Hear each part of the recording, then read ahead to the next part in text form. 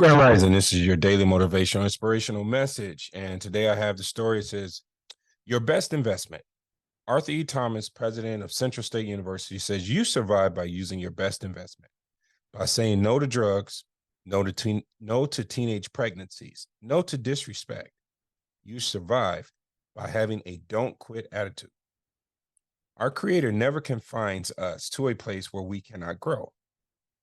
Wherever our place may be, on the farm, in the office, behind a counter, at a teacher's desk, in the kitchen, or in the operating room.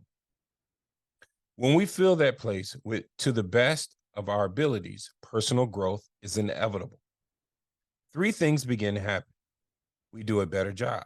We expand our talents through vigorous use, and we fit ourselves for larger responsibilities and wider opportunities. We can give our current position the benefit of our finest effort. We've all heard someone say, I'm too good for this job. It's too small a position for a person of my talents. There is no opportunity for me to expand. In his contempt, this individual refuses to invest his complete capacities in his current position. Inevitably, he becomes dissatisfied, restless, and unhappy. He fails at his task. He falls short of the mark, and he cheats himself. A successful and revered businessman says that in his early years, his mother gave him a priceless gift, the gift of service. John, she told him, it is not how much you can get from a job that's important. It's how much you can put into it that counts. Talent, like muscle, grows through exercise.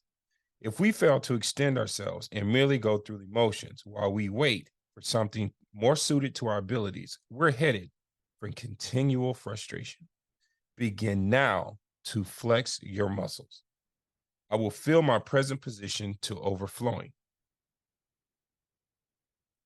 I like that story because it reminds me of my grandfather. My grandfather was a dairy farmer. And we're roughly about 50 miles northwest of Little Rock, Arkansas. And he taught me the concept of hard work. And one thing I learned was through all of it was no matter what, you will always have time to play. Get your work done. Be willing to put in the work. If any of you listening to this message know anything about a farm, you work 7 days a week. Twice a day, we milk cows, 5:30 in the morning. And it wasn't like one or two. We had about 85 cows we had to milk twice a day.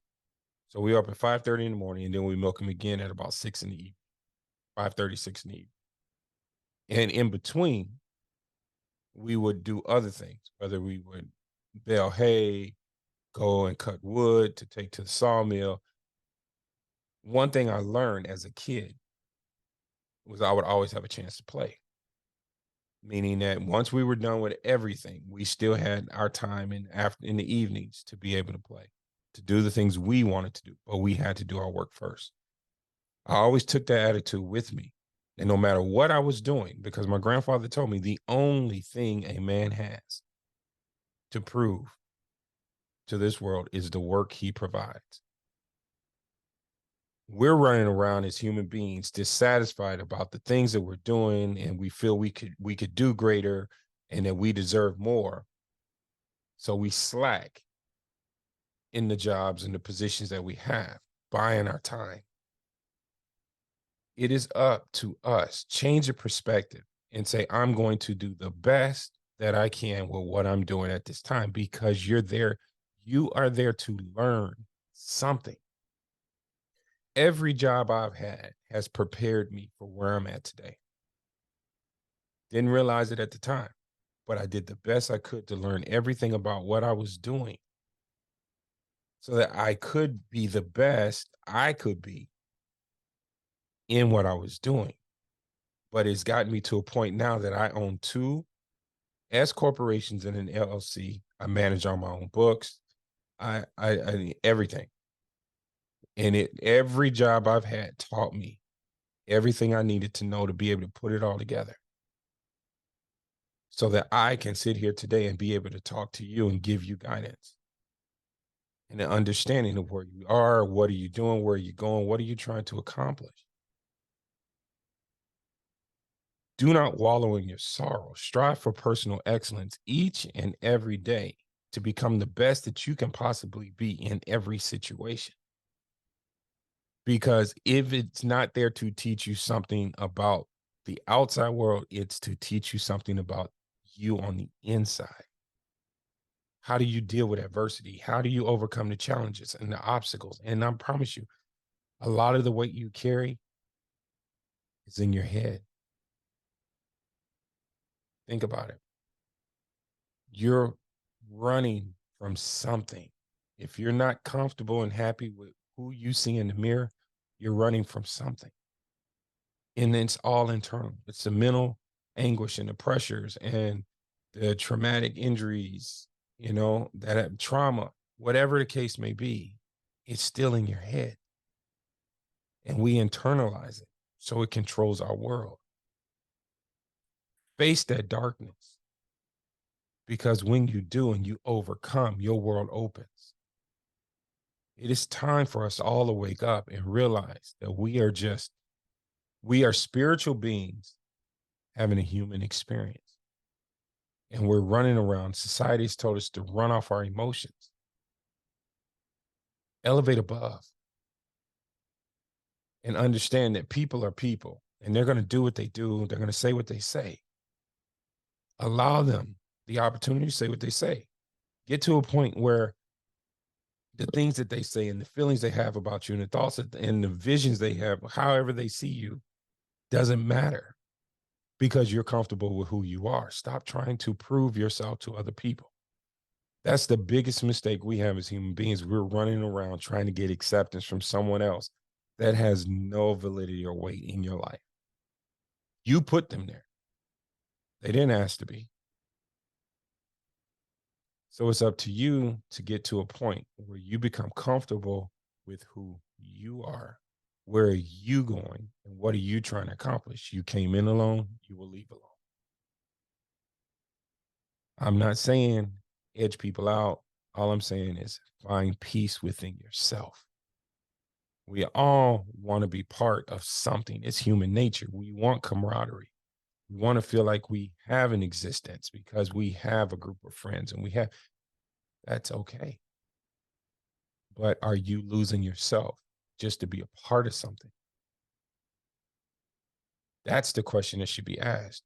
Who are you? Do you still have your individuality? Because once you get into a group, they're going to do everything they can to keep you there. You will elevate and rise above those people. The mindset, your goals, your visions, your dreams. Where are you trying to go? Be willing to walk alone. Take those steps out on your own. Because the only thing you can control is how you see what is happening to you. I can promise you, anybody else is doing the same thing. What is important to you? What matters to you? Strive for your personal excellence. Elevate beyond and above the hostilities and the crap that's going on in this world and find internal peace. Because once you do, you will notice the things that you thought mattered don't. It all comes down to individuality and needs. What is it that you ultimately need for yourself? Not what you desire. There's a huge difference between wants and needs. People want sympathy, but in essence, what they need is empathy. I empathize with you. But we're so busy trying to find someone that'll come down in the hole with us, as opposed to giving us a helping hand to help us get out. It is important and very relevant for us to get to a point where we understand who we are and where we're going. Individually, what are your goals? What are your dreams? What are your aspirations? Stop leaving it up to other people and do the best that you can each and every day because the path is set for you if you're willing to put in the work. God bless. Strive for excellence each and every day. And I will see each and every one of you at the top and live your life on purpose, with purpose. And God bless.